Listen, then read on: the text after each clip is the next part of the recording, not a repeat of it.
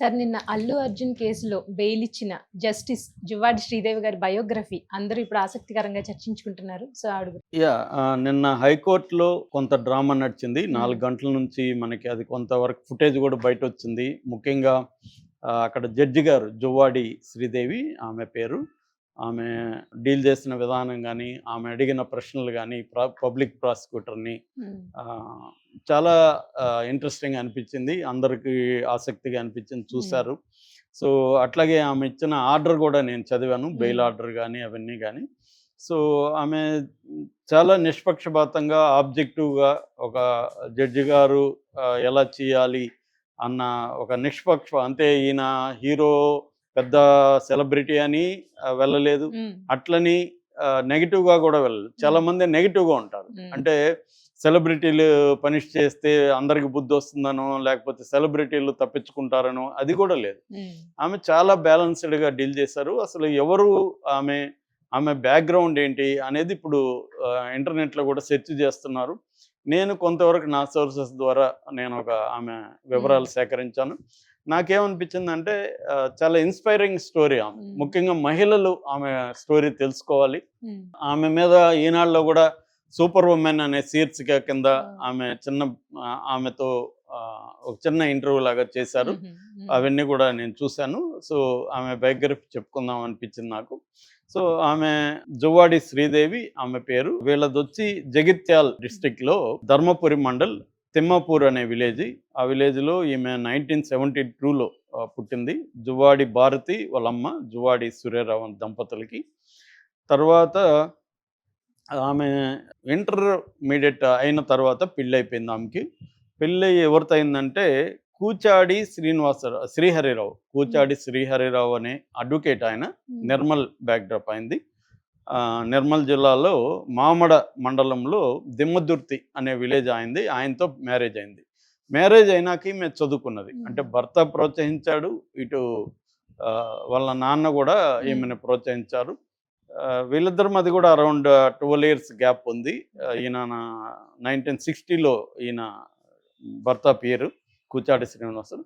రెండోదేందంటే కూచాడి Srinivasarao politician గూడా. హ్మ్. అంతకుముందు ఆయన హ్మ్. 95 నుంచి కాంగ్రెస్‌లో హ్మ్. ఉంటున్నాడు. మామడ మండల అధ్యక్షుడిగా ఉన్నాడు. దాని తర్వాత 2001లో జడ్పీటీసీ మెంబర్‌గా ఉన్నాడు. 2002లో ఆదిలాబాద్ జిల్లా ప్రదేశ్ కాంగ్రెస్ కమిటీ మెంబర్‌గా ఉన్నాడు. దాని తర్వాత 2007లో హ్మ్. టీఆర్ఎస్‌లో చేరాడు. అంటే హ్మ్. అప్పటికి తెలంగాణ ఉద్యమం జరుగుతుంది. ఆయన కూడా ఉద్యమంలో పాల్గొందామని టీఆర్ఎస్‌లో చేరాడు. ఉద్యమంలో పాల్గొన్నాడు. 2009లో నిర్మల్ లో ఎమ్మెల్యేగా కంటెస్ట్ చేసి ఓడిపోయారు హ్మ్. టీఆర్ఎస్ తరపున. 2014లో మళ్ళీ టీఆర్ఎస్ తరపున ఓడిపోయాడు.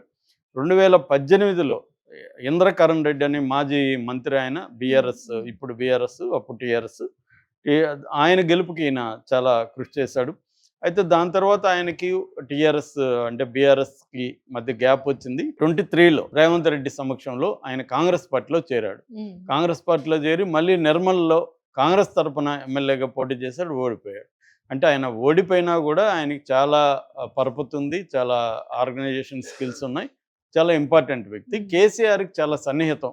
ఒకప్పుడు ఆయన. కేసీఆర్ హ్మ్. ఎప్పుడు చాలా సార్లు చెప్పేవాడు. ఈ శ్రీహరి నాకు చాలా క్లోజ్ అని చెప్పి హ్మ్. కూచాడి శ్రీహరి. ఆయన్ని పెళ్లి చేసుకున్నారు. హ్మ్. ఈమె ఎడ్యుకేషన్‌కి సంబంధించొచ్చి ఈమె సెయింట్ అన్స్ స్కూల్‌లో చదువుకున్నారు.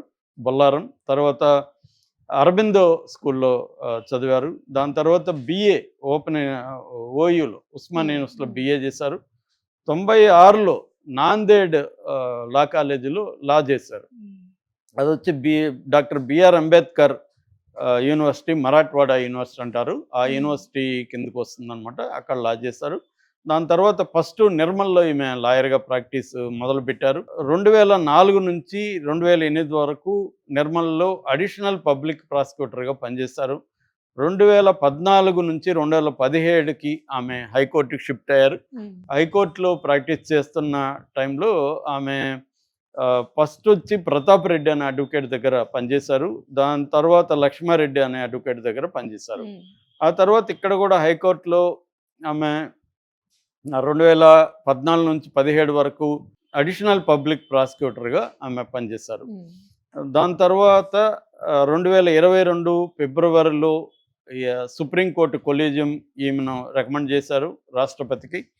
రాష్ట్రపతి రామ్నాథ్ కోవింద్ ఈమె హైకోర్టు జడ్జిగా ఆమెను నియమిస్తూ ఉత్తర్వులు జారీ చేశారు. 2022 మార్చి 14న ఆమె హైకోర్టు జడ్జిగా ప్రమాణ స్వీకారం చేశారు. అంటే ఈమె జర్నీ సింపుల్గా ఇది. ఆమె మాటల్లో నేను చెప్తున్నాను. ఆమె ఇంటర్వ్యూ ఇచ్చిన దాంట్లో ఏం చెప్పారంటే, ఇంటర్ అవగానే నన్ను పెళ్లి చేసేసారు. పెద్దమ్మాయి పుట్టిన అప్పుడు నేను డిగ్రీలో చేరాను. చిన్నమ్మాయి పుట్టినప్పుడు లాలో చేరాను. లా కంప్లీట్ అయ్యి నేను నేను ఒక పక్క కోర్టుకి వెళ్తుంటే చిన్నమ్మాయి స్కూల్లో వెళ్ళేది. తను స్కూల్కి పంపించి నేను కోర్టుకి వెళ్ళేదాన్ని. అలాగా నేను ప్రాక్టీస్ మొదలుపెట్టాను. అంటే నాకు ముందు నుంచి కూడా యాక్చువల్గా చిన్నప్పుడు నాకు డాక్టర్ అవ్వాలని కోరుకుండేది. కానీ మా ఇంట్లో వాళ్ళు అది చదివించలేకపోయారు. ఇంటర్ అవగానే పెళ్లి చేసేసారు.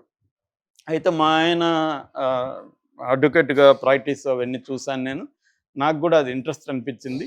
దాంతో నేను చదువుతానని చెప్పాను. మా ఆయన ప్రోత్సహించారు. మా ఇంట్లో వాళ్ళు కూడా ప్రోత్సహించారు. ఎందుకంటే ఇద్దరు ఆడపిల్లలు అనమాట.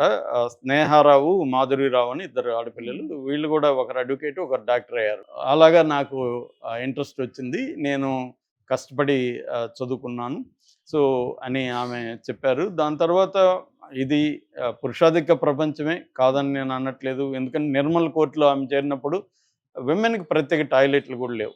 ఎందుకంటే ఈమె ఒక రకంగా బార్లో కూడా అప్పట్లో గ్రామీణ మహిళలు వీళ్ళు ఎక్కువ వచ్చేవాళ్ళు, వాళ్ళతో ఈమె డీల్ చేసేది. ఈమె ఒక రకంగా నిర్మల్లో ఫస్ట్ అడిషనల్ మహిళా ప్రాసిక్యూటర్గా పనిచేసిన ఫస్ట్ ఈమె అనమాట. జిల్లాలో బార్ అసోసియేషన్లో కూడా సెకండ్ ఉమెన్ అడ్వకేట్ అనమాట. అంత తక్కువ ఉండేవాళ్ళు. సో అటువంటి కండిషన్లన్నీ మనం కానీ ఫోకస్ చేసి వృత్తి మీద ఈ పురుషాధిక ప్రపంచంలో చేస్తే మహిళలకి స్కోప్ ఉంది, లేదని మనం చెప్పలేము. కాబట్టి నేను అలాగే చేశాను అనేది కూడా ఆమె మాట్లాడారు. చాలా చోట్ల ఆమె వర్క్షాపులు కండక్ట్ చేశారు, విమెన్ని ఎంకరేజ్ చేశారు. ఇలాగా అంటే తాను రావడమే కాకుండా తాను ఒక హంబుల్ బ్యాక్గ్రౌండ్ నుంచి వచ్చి వాళ్ళ హస్బెండ్ ప్రేరణతో, నాన్న ప్రేరణతో ఆమె లా చేయడం, లాలో కూడా రెవెన్యూ లా కావచ్చు, ఇటు ఎంప్లాయ్మెంట్ సర్వీస్ కావచ్చు, మున్సిపల్ లా కావచ్చు, క్రిమినల్ లా, వీటన్నిటిలో కూడా ఆమె ఎక్స్పర్టైజ్ సంపాదించారు. దాని నుంచి హైకోర్టు జడ్జిగా వచ్చారు. జడ్జిగా వచ్చినప్పుడు కూడా తను ఈ జర్నీలంతా కూడా కుటుంబాన్ని చూసుకుంటూ వృత్తిని స్త్రీలకున్న అదనపు ఇబ్బంది ఏంటంటే, మగవాళ్ళు అనుకోండి వాళ్ళకి ఇంట్లో ఏం సమస్య ఉండదు, వాళ్ళకి ఉద్యోగ సమస్య తప్ప ఇంట్లో ఉండదు. కానీ ఉద్యోగం చేసే స్త్రీలకి రెండు వైపులా ఇంట్లో పనులు చూసుకోవాలి, ఇంటిని చక్కబెట్టుకోవాలి, మళ్ళీ ఇక్కడికి వచ్చి వృత్తిని బాగా చేయాలి. ఇక్కడ చేయకపోతే ఏమో ఈ ఆడవాళ్ళతో ఇదే సమస్య అని మాట్లాడతారు. ఈ ఆడవాళ్ళు టైంకి రారు, టైం ముందే వెళ్ళిపోతారు, ఏమన్నంటే ఇంటి పనులు అంటారు, ఇవన్నీ అంటారు. సో ఇలాగ ఇవన్నీ తట్టుకొని ఆమె ఒక జడ్జిగా నిలబడి ఇవాళ ప్రూవ్ చేసుకున్నారు. నిన్న కూడా ఆమె అల్లు అరవింద్ కేసు విషయంలో కూడా ఆమె చాలా చక్కగా, చాలా బ్యాలెన్స్డ్గా ఇరువైపులా వినడం, క్వశ్చన్స్ చేయడం, ఎవరి వైపు ఉండకపోవడం. అట్లాగే అల్లు అర్జున్ ఒక యాక్టర్ కాబట్టి అతనికి లిబర్టీ అండ్ ఉండదా అని చెప్పడం. అట్లాగే పబ్లిక్ ప్రాసిక్యూటర్ మండే వరకు టైం ఏంటి, మేము కౌంటర్ వేస్తాం, ఇదేం అర్జెంట్ కేసు కాదంటే కూడా ఆమె ఆర్నబ్ గోస్వామి కేసుని మెన్షన్ చేసి, ఆర్నబ్ గోస్వామి కేసులో సుప్రీంకోర్టు ఒక వ్యక్తికి వన్ డే అనేది కూడా లిబర్టీ విషయంలో వన్ డే కూడా ఇంపార్టెంటే, కాబట్టి అతను 1 డేనో 2 డేనో జైల్లో ఎందుకు ఉండాలి, యాక్టర్ కాబట్టి ఉండాలా, యాక్టర్ అయితే అతనికి